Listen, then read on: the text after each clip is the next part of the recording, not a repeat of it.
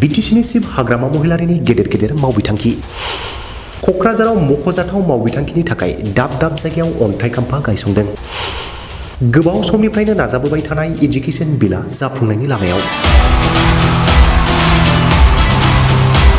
गिबियाव दतमायाव football स्टेडियामनि gallery बानायनो थाखाय 15 कौटि, कालुगामियाव टेक्सटाइलनि प्रडाक्शन एन्ड मार्केटिं सेन्टारनि थाखाय 24 कौटि रांनि मावथांखिनि थाखाय अन्थाइ खाम्फा गायसङो। KDSAआव फुटबल स्टेडियाम लुफुंनो थाखाय 20 कौटि रांनि मावथांखिनि थाखाय अन्थाइ खाम्फा गायसङो। डक्टर भुपेन हाजरिकानि अडिटोरियाम लुफुंनो थाखाय 30 कौटि रांनि मावथांखिनि थाखाय अन्थाइ खाम्फा गायसङो।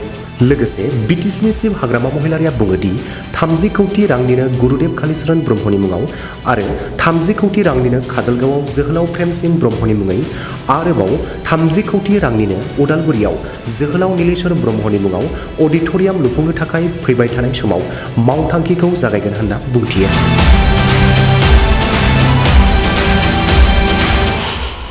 गासै 120 कौटि रांनि BTC ओनसोलनि दाब मोनब्रै जायगायाव गेदेमा सुबुंफोरनि मुङाव अडिटोरियाम लुफुंनाय जागोन होनना फोरमायो।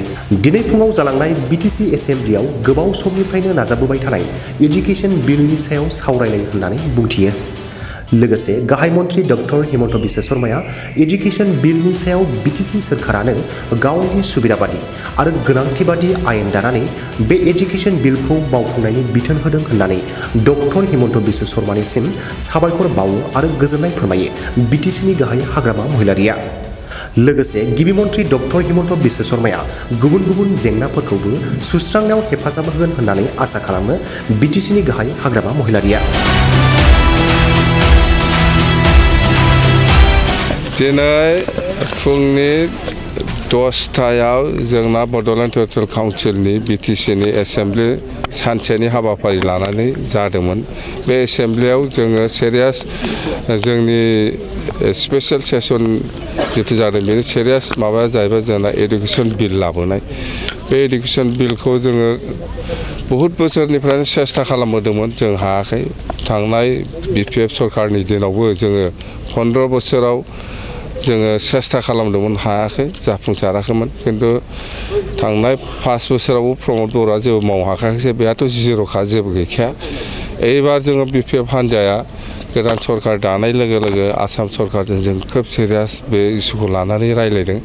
CMआ जोंनो बिथोन होदों जे नोंथांमोना मोजां मोनसे नोंसोर बोरै लुबैयो बेबायदि मोनसे आयेन बानायनानै पास खालामनानै लाबो, जों बेखौनो अके खालामगोन होननानै बुंदों। बे हिसाबै जोङो दिनै जोंनि गेजेराव रायलाय होनलाय बे बिलखौ जोङो बोरै इन्ट्रडिउस खालामनो, बोरै लांनो, सात्र सात्रिनि बा मास्टारफोरनि समस्या बा जिखिनि जाया LP स्कुलफ्रा आरम्भ खालामना up to 12 higher secondary junior college 12सिम बेहाय बिराद समस्या दंमोन प्रभिन्सियेलाइज जायैयाव।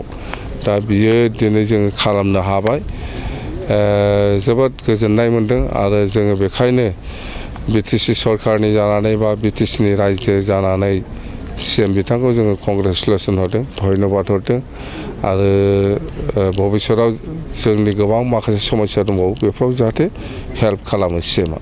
दिनै अन्थाइ खाम्फायाथ' प्रथमाव आङो दतमा स्टेडियाम फुटबल स्टेडियाम बेवहाय स्टेडियामनि थाखाय 15 कौटि, गेलारि बानायनो थाखाय 15 कौटि थाखा सेंसन खालामग्रोबाय, बेखौ जोङो अन्थाइ खाम्फा गायसनदों। बेनि उनाव कालुगामियाव हेन्डलुम टेक्सटाइलनि प्रडाक्शन एन्ड मार्केटिं सेन्टार बे हिसाबै 24 crore सामथिं दङ, बेखौ अन्थाइ खाम्फा गायसनबाय।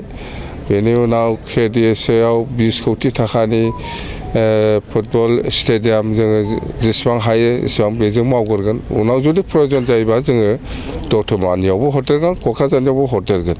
जायखिजाया बेजों आराम्भ खालामग्रोनो थाखाय जोङो बे फैसाखौ सेंसन खालामदों।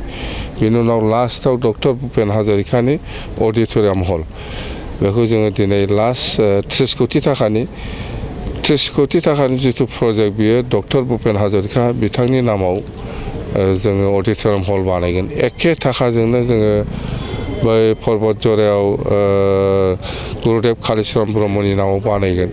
एखे फैसाजोंनो जोङो 30 कौटि थाखा बेवहायबो माने जोहोलाव प्रेमसिं ब्रह्म काजलगावआव जागोन आरो अदालगुरियावबो 30 कोटि थाखानिनो जोहोलाव नीलेश्वर ब्रह्मनि अडिट'रियाम हल जागोन अर्थात 30 60 120 कोटिनि मोनब्रै BTC एरियायाव अडिट'रियाम हल जागोन मोजां